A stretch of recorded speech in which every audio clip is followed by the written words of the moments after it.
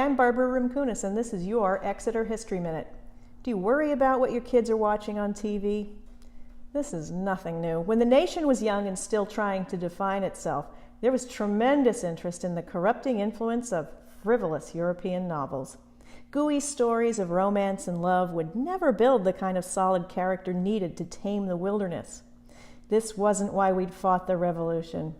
Into this dilemma came a young woman from Exeter, New Hampshire.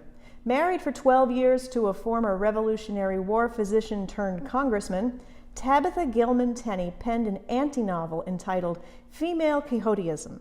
Set on the banks of the beautiful Delaware River, the reader meets a young lady named Dorcas Sheldon.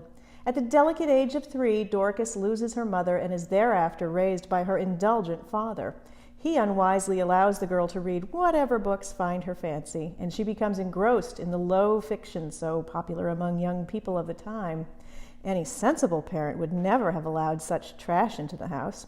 In time, her poor reading choices begin to influence Dorcas, and she goes so far as to change her name to Dorcasina to avoid the original's unfashionable and unromantic termination. She falls in love again and again with wholly unsuitable men, cads most of them, who take advantage of her naive romanticism. Each time she's saved by the sensible people around her. Later, at the sour age of 50, still an old maid, ugly, toothless, and bald, Dorcasina regrets her miserable life and writes to a friend, "My fate is singular, and I sincerely wish it may serve as a beacon to assist others of similar dispositions to avoid the rock on which I have been wrecked." But before you begin to think that this is a maudlin, moralistic novel, be prepared for a surprise, because it's actually a very lively romp and a really enjoyable read. Tenney wrote a very entertaining novel about all the bad things that can happen to people who read too many entertaining novels. It's a bit like watching a reality TV show about reality TV shows. You know you shouldn't be watching, but then again, watching makes you realize how terrible those types of shows really are.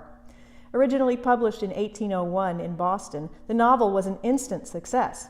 Although it was widely known that Tenney had written the piece, it was published without the author's name attached, as it was inappropriate for a lady to have her name in print. Today it's still used in women's studies courses. Tabitha Tenney was widowed in 1816 and lived the remaining 21 years of her life in Exeter. Although she and Dr. Samuel never had children of their own, they did help rear several nieces, who one can presume had only the finest reading material available. This History Minute is sponsored by In-Home Design Builds, interior designers and decorators, Front Street in Exeter. For more info on the Exeter Historical Society, check out our website at www.exeterhistory.org.